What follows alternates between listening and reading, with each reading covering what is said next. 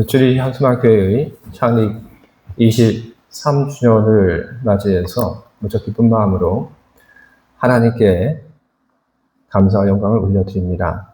하나님께서 지난 23년 동안 한결같이 이 교회를 붙잡고 그리고 이끌어 가셨기 때문입니다. 또한 여러분들에게도 축하의 인사를 전합니다. 왜냐하면 이 교회를 통해서 여러분들이 하신 그 섬김과 헌신, 그것이 이렇듯 좋은 결과, 좋은 모습으로 드러나 우리들에게 큰 유익을 주고 있기 때문입니다. 여러분의 수고, 그리고 여러분의 헌신은 결코 헛되지 않았습니다. 창립 23주년을 맞은 오늘, 저는 하나님께서 우리에게 한결같은 은혜를 베풀어 주시고, 그리고 항상 이 교회를 이끌어 가시는데, 하나님께서 하신 그 모든 수고가 절대로 헛된 것이 되지 않아야겠다라는 그런 생각을 저는 합니다. 그리고 그런 생각은 저 혼자만의 생각이 아니라 여기는 모든 분들이 다 갖는 그런 생각이라고 저는 확신합니다. 그래서 저는 오늘 함께 나누고자 하는 이 말씀을 가지고 우리 교회의 목표 그리고 비전에 대한 이야기를 여러분들과 함께 나누고자 합니다. 오늘 우리가 함께 나누고 있는 이 본문의 말씀은 바울이 예루살렘 탈출과 그리고 교회의 성장에 대한 이야기를 기록을 하고 있습니다. 이 사건, 두 개의 사건이 언급되어 있는데 이 두 개의 사건은 별개의 사건이 아닙니다. 성경의 말씀을 보게 되면 이 두 개의 사건을 묶어주는 말이 등장합니다. 그리하여. 이 그리하여라고 하는 이 말을 통해서 성경은 우리들에게 바울이 예루살렘에서 탈출하게 된 그 사건, 그리고 그 사건과 여러 지역들에 있던 그 교회의 성장, 그것이 연관을 갖고 있다는 것을 우리에게 전하고 있습니다.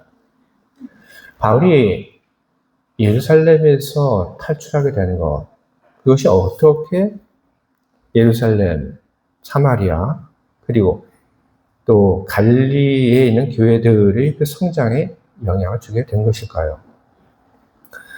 그 이야기를 하기 위해서 우리는 조금 더 성경의 이야기 속으로 깊이 들어가 보아야 합니다. 이야기는 바울이 회심 그 이후부터 시작을 하면 좋을 것 같습니다. 바울이 회심을 했죠. 바울이 회심한 후에 바울이 즉시 뭘 했냐 하면 복음의 사람으로 복음을 전하는 그런 일들을 했습니다. 사도 바울이 복음을 전했는데 그 후에 여러 사람들의 그 헌신이 나오게 됩니다. 바울이 전한 그 복음을 듣고 예수 그리스도를 믿고 그리고 바울을 선생님으로 모시고 신앙을 또 배우는 사람들 등장을 했습니다. 짧은 시간에 나타난 그런 변화들을 보면서 사도 바울의 사역이 무척 성공적이었다 그렇게 이야기할 수 있습니다. 바로 그렇기 때문에 복음에 대해서 적대적인 감정을 가지고 있던 사람들에게는 사도 바울이 무척 꼴보기가 싫었고 또한 사도 바울은 큰 위협으로 그렇게 느껴졌습니다. 점점 바울을 통해서 나타나는 회신자들 그리고 복음의 열매를 보면서 그 모습이 못마땅했던 사람들은 더 이상 사도 바울에 대한 그 적대감을 감출 수가 없었습니다. 그 적대감이 커졌고 그 적대감은 사도 바울을 제거하려고 하는, 즉 죽이려고 하는 그런 마음과 그런 시도를 하게 만듭니다. 그걸 사도 바울과 주변에 있는 사람들이 알게 되죠.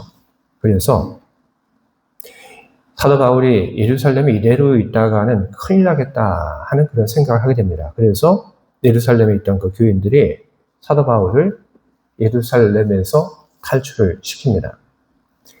탈출시켜서 바울이 가이사랴를 거쳐서 바울이 태어났던 그 고향 다소까지 갈 수 있도록 그렇게 일을 진행을 합니다. 다소라고 하는 곳은 현재 터키에 속한 곳입니다. 사도 바울이 그런 속에서 그 계획에 맞춰서 탈출을 하는데 성공합니다.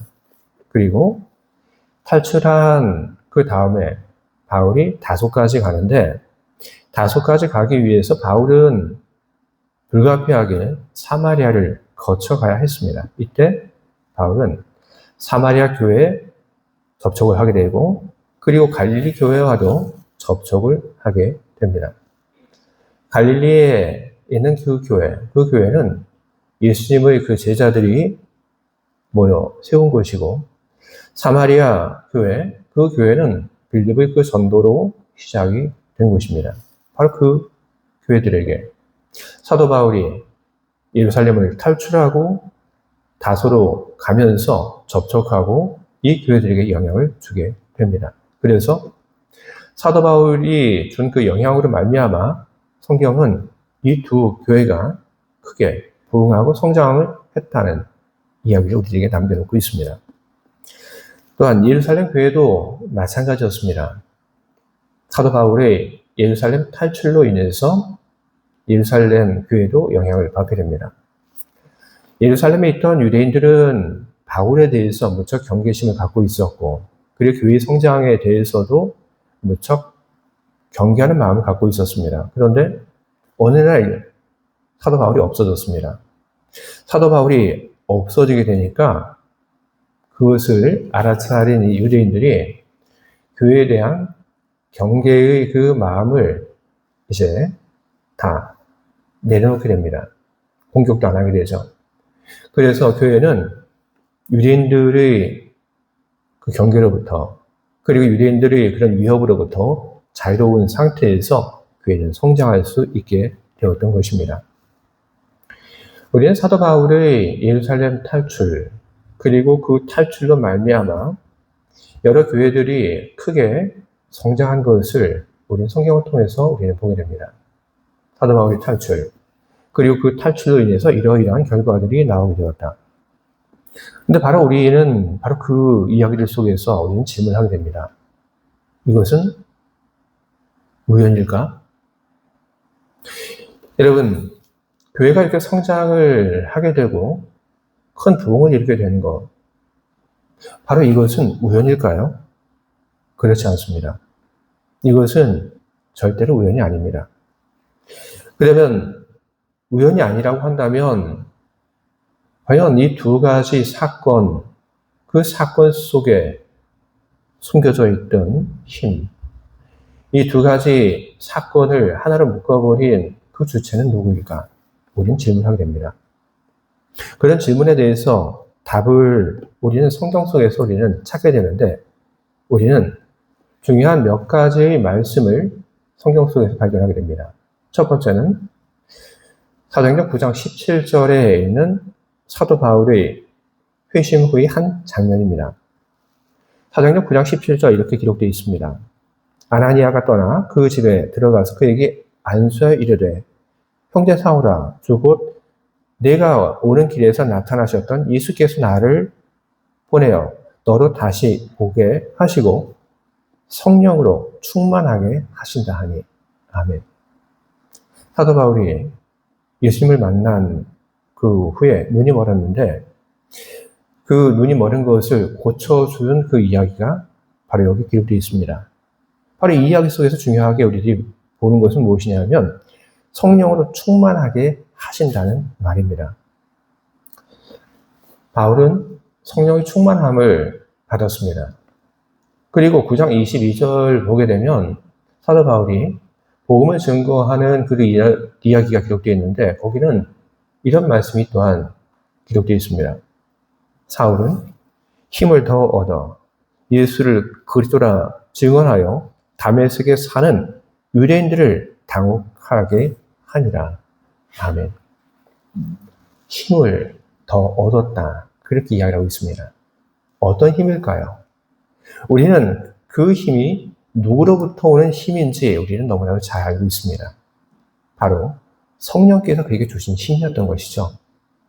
사도 바울은 성령의 충만함을 받았고 성령이 주시는 그 힘을 가지고 성령의 이끌림을 받아서 그는 사역을 했던 사람입니다. 그렇기 때문에 우리는 사도 바울이 예루살렘을 탈출한 그 이후에 있었던 그 일단의 사건들 속에서도 우리는 성령의 역사하심을 우리는 확신할 수 있는 것입니다. 교회도 마찬가지입니다. 오늘 우리들이 함께 읽었던 이 말씀 속에 이런 말씀이 기록되어 있습니다. 주를 경외함과 성령의 위로로 진행하여 수가 더 많아지니라.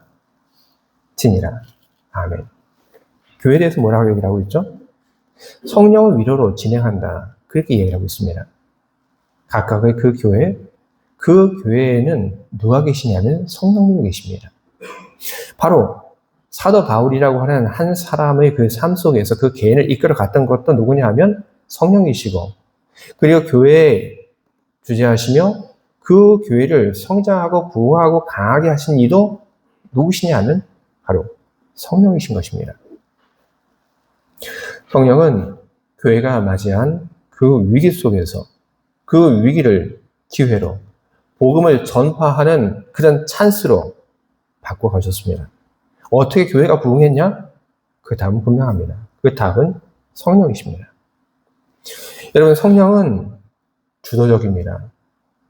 이는 성령님의 속성입니다. 성령님이 주도적이라고 하는 말은 어떤 뜻이냐면 결정을 성령님께서 하신다는 이야기입니다. 그럼 우리는 뭘 하냐? 우리는 이렇게 할 수 있죠. 성령님께서 하신 그 결정에 대해서 결정이 마음에 들면 예, 하겠습니다 하고 우리는 그렇게 결단하고 우리는 행동을 합니다. 그게 우리가 할 수 있는 일 가운데 하나이고, 성령님께서 우리에게 어떤 사명을 주게 되는데 그 사명이 너무 힘들고 부담스럽다. 그러면 우리는 어떻게 하냐면 이 얘기를 하죠. 성령님, 다시 한 번만 생각을 해 주십시오 하고 우리는 기도하게 되죠.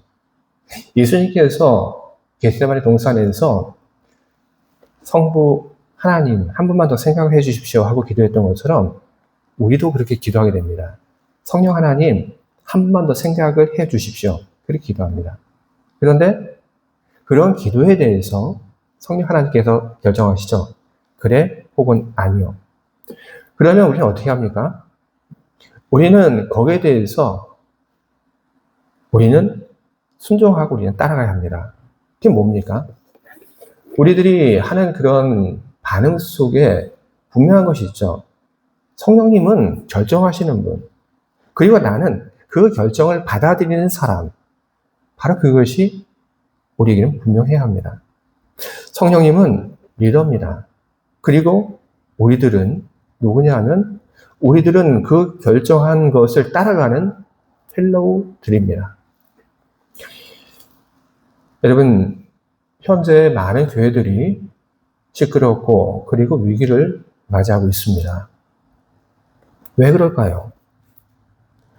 성령님이 계시지 않아서 그런 일들이 일어나고 있는 것일까요? 개인의 삶에 있어서 그 삶이 무력한 것은 도대체 왜일까요? 그 사람에게 성령님이 함께하고 있지 않기 때문에 그 개인의 삶이 그렇게 무력한 것일까요? 그렇지 않습니다.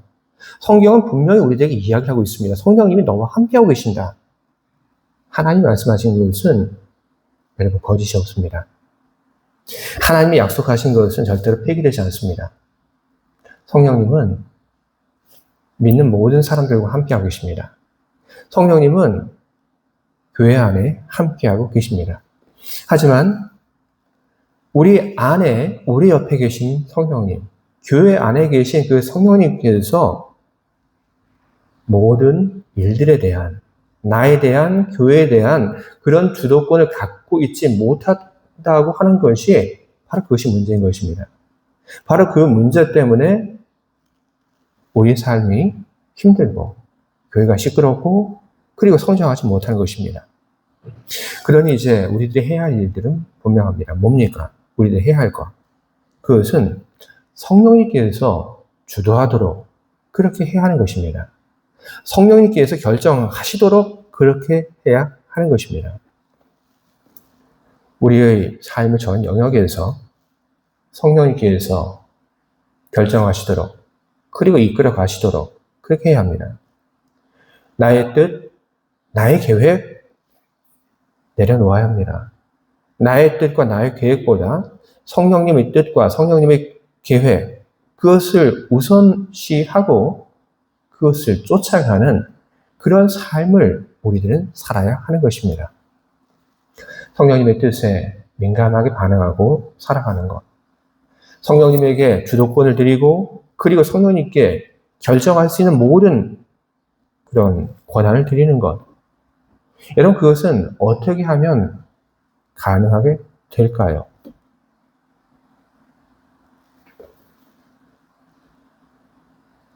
우리는 성경 속에서 바로 거기에 대한 중요한 대답의 메시지를 우리는 확인할 수 있습니다. 어떻게 하면 성령님께서 모든 일들의 주도적이 되실 수 있을까?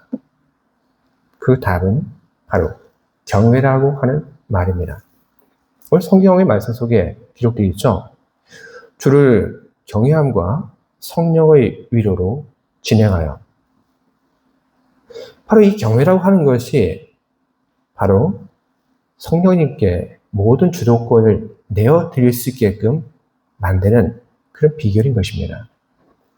근데 이 경외라고 하는 것은 여러분, 그것은 단 한순간의 그런 감정에 의해서 생기는 것은 절대로 아닙니다. 경외라고 하는 것은 의도적이고 지속적인 그런 훈련이 필요하고 그리고 그 훈련들 속에서 우리의 의지적인 결단이 있어야 하는 것입니다. 우리는 사도행전 7장에서 마술사 시몬의 이야기를 우리는 만나게 됩니다. 마술사 시몬이 예수님의 그 제자들이 성령을 통해서 놀라운 기적들을 일으킴을 보면서 부러워하죠. 그리고 이야기를 하죠. 저도 성령을 받아서 당신들과 같은 그런 기적을 일으키는 그런 사람이 되도록 해 주십시오. 제가 돈을 낼게요. 이렇게 얘기를 하죠. 여러분, 뭡니까 이 이야기는? 이 이야기는 성령에 대한 경외가 없는 사람이 하는 이야기입니다. 경외가 전혀 없죠. 그냥 돈으로 성령을 살 수 있다라고 그렇게 믿고 있죠. 이런 경외가 없는 사람 또 어떤 문제가 있냐면 모든 일들의 그 주도권은 나에게 있다고 믿고 그렇게 살아가는 사람입니다. 내가 뭔가를 결정하고 내가 뭔가 일을 진행하고 성령께서는 거기에 맞춰서 따라오기만 하면 된다. 경외함이 없다고 한다면 이렇게 살아가게 되는 것입니다. 우리는 그래서 이 경외라고 하는 것을 우리는 먼저 우리 삶 속에 뿌리를 내리게 해야 합니다. 어떻게 하면 되는가? 세 가지가 있습니다, 여러분. 우리가 경외 훈련을 하기 위해서 해야 될 것 세 가지가 있습니다. 첫 번째, 잘 듣게 하소서. 이게 하나입니다. 두 번째, 나를 내려놓게 하소서. 세 번째, 순종하게 하소서. 이 세 가지입니다.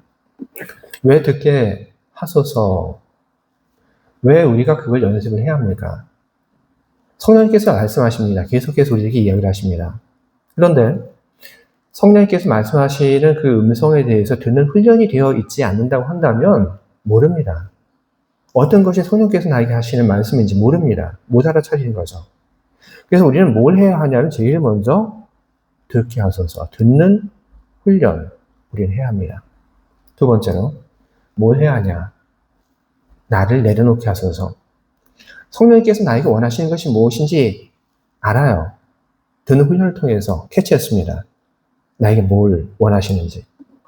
그런데 그게 내 마음에 맞는 그런 말씀이라고 한다면 우리는 좋아하죠. 그러나 때때로 성령께서 나에게 원하시는 것이 내가 가지고 있던 그런 뜻과 계획과는 상충되는 것일 수 있습니다. 그때 어떻게 됩니까? 내려놓아야 합니다. 뭘 내려놓을까요? 바로 나의 생각, 나의 고집, 이걸 우리가 내려놓아야 합니다. 그것도 여러분, 훈련이 필요합니다. 세 번째로 필요한 것은 뭐냐면 순종입니다. 마음에 들지 않아요. 그래서 안 해요. 그렇다면 잘못된 것입니다. 성령님께서 나에게 말씀하시는 것을 듣고 그리고 나의 계획을 내려놓고 그리고 나서 일을 해야 합니다. 요나처럼 그래 잘 되는지 안 되는지 내가 한번 보겠습니다. 팔짱 끼고 보는 것 여러분 그것은 올바른 경외의 모습이 아닙니다. 그래서 우리들은 잘 듣게 하소서 하는 그런 기도 그리고 나를 내려놓게 하소서 순종하게 하소서 우리 이렇게 자주 우리는 기도하고 그리고 우리는 거기에 따른 훈련들을 우리는 해가야 합니다. 그렇게 해갈 때 우리 안에는 경외가 자리를 잡습니다. 우리가 하나님에 대한 경외를 우리들이 갖게 된다면 우리가 성령님에 대한 그 경외를 갖게 된다고 하면 바로 그때 성령님께서는 주도권을 갖게 됩니다. 주도권을 성령님께서 갖게 되시면 그분이 마음껏 일하십니다. 당신의 뜻대로 일하십니다. 그분의 능력이나 범위를 제한할 것은 아무것도 없습니다. 늘 성령님께서 일하시는 것에 있어서 방해가 되고 제한이 되고 그리고 그것을 멈추게 하는 것은 누구냐 하면 사단도 마귀도 아니고 바로 나 자신입니다. 나 자신이 항상 거기에 대한 방해가 되었던 것이죠. 그러나 경외를 통해서 그런 일하심에 대한 방해가 없어지게 된다면 성령께서 일하십니다. 그 일하심의 결과 오늘 성경 속에 나와 있는 것처럼 교회를 위로하고 그리고 교회를 위로한 그 다음은 자연스럽게 교회의 성장으로 이어지게 되는 것입니다. 성령께서 일하시고 그분이 마음껏 일하시고 그래서 성령님의 그 위로가 나타나고 그리고 그 위로로 인해서 교회가 성장하게 되었다. 여러분 이것은 어느 한 교회만의 이야기가 아닙니다. 오늘 이야기를 하고 있죠? 예루살렘 교회도 그랬다. 사마리아 교회도 그렇게 됐다. 갈릴리 교회도 그렇게 되었다. 이야기를 하고 있습니다. 이것은 여러 교회들을 통해서 이미 검증된 그런 사실입니다. 지금도 여러분 그렇습니다. 성령님께서 모든 것의 주도권을 갖게 된다고 한다면 그런 후에는 이런 일들이 일어나게 되는 것입니다. 우리는 그 속에서 우리는 행복하고 우리는 기뻐하고 우리는 더 큰 믿음의 사람으로 성장할 수 있습니다. 성령님의 위로가 있는데 어찌 아니 기쁘겠습니까? 내가 있는 교회가 복음을 전하는 그 일에 정말로 놀라운 그런 결과들을 지금 만들어내고 있는데 주님께서 우리 교회를 통해서 일하고 계시는 것이 막 눈에 보이는데 안 기쁠 사람이 어디 있겠습니까? 다 기쁜 거죠. 성령께서 주도권을 가지고 계실 때 그분을 위로하십니다. 그분의 위로하심, 그게 뭘까요? 성령님의 위로하심이 뭔가 원어를 가지고 이야기할 수가 있겠지만 그건 그다지 중요하지 않습니다. 성령님의 위로가 어떻게 오는가 하는 것이 그것이 우리에게 더 중요한 일입니다. 여러분, 우리 인생 속에 나쁜 일은 안 생길까요? 생기죠. 우리 인생 속에 나쁜 일은 생깁니다. 아무리 믿음 생활 오래 하고 잘해도 나쁜 일은 생깁니다. 아닌가요? 맞죠? 생깁니다. 성령님의 위로는 어떻게 오는 걸까요? 성령님의 위로는 우리 인생 속에 어떤 나쁜 일이 생기지 않도록 그걸 막 예방하는 거기에 초점이 맞춰져 있을까요? 아닙니다, 여러분. 성령님의 위로는 그렇지 않습니다. 아니면 우리가 어떤 불행한 일을 겪은 후에 오셔서 너 힘들었지? 그게 성령님의 위로하심의 전형적인 모습인가요? 물론 그렇게도 위로하시지만 성령님께서 위로하시는 위로의 전형적인 모습은 여러분 그렇지 않습니다. 성령님의 위로하심은 어떻게 나타나는가? 그분은 우리가 나쁜 기억을 잃어버릴 만큼 좋은 것을 우리에게 채워주심으로 우리를 위로하십니다. 너무나도 많은 좋은 것이 우리에 있기 때문에 나쁜 것이 보이지 않아요. 불행한 일들, 그 불행한 일들을 잃어버릴 만큼 기쁜 일들이 넘치고 마치 눈이 세상을 다 덮어서 아무것도 보이지 않고 아름다운 모습을 보여주는 것처럼 성령의 위로는 그렇게 우리에게 다가옵니다. 너무나도 많은 행복한 것으로, 기쁜 것으로, 좋은 것으로 넘치도록 채워주심으로, 그래서 우리가 위로받게 하시는 것, 그것이 성령님께서 하시는 위로의 가장 전형적인 모습인 것입니다.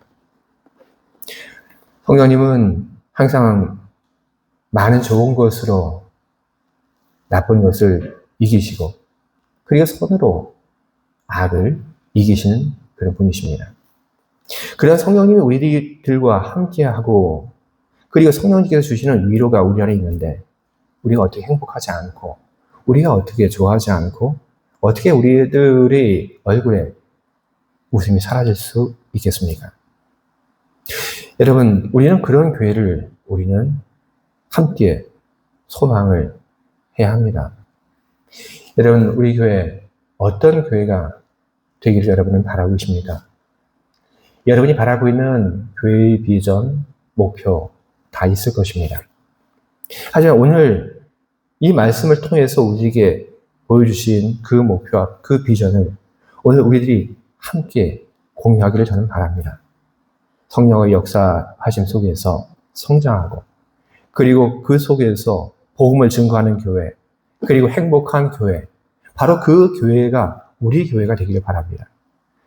그 교회에 대한 그 비전을 가지고 이제 우리 하나님을 경외하고, 그리고 성령님을 경외하는 그 일들을 먼저 시작할 수 있길 바랍니다. 우리들이 하나님에 대한 그 경외, 그리고 우리들이 성령님에 대한 그 경외의 마음을 가지고 살아가게 될 때, 우리가 소망했던, 우리가 바라보았던 그 비전은, 그것은 환상이 아니라 그것은 실제가 되게 될 것입니다. 성령님은 언제나 우리와 함께하고 계십니다. 여러분, 그것을 기억하시기 바랍니다. 그분은 주도적입니다. 또한 그것을 기억하시기 바랍니다. 그 주도적인 성령님을 우리들이 경험하기 위해서 우리들이 경외의 훈련을 해야 한다는 것을 여러분 기억하시기 바랍니다. 우리 한 사람이 아니라 우리 온 교회가 바로 공통의 소망을 가지고 그 소망을 붙잡고 합력하는, 그래서 주님이 기뻐하시는 그런 교회가 되기를 주님의 이름으로 축원을 드립니다. 아멘. 함께 기도하겠습니다.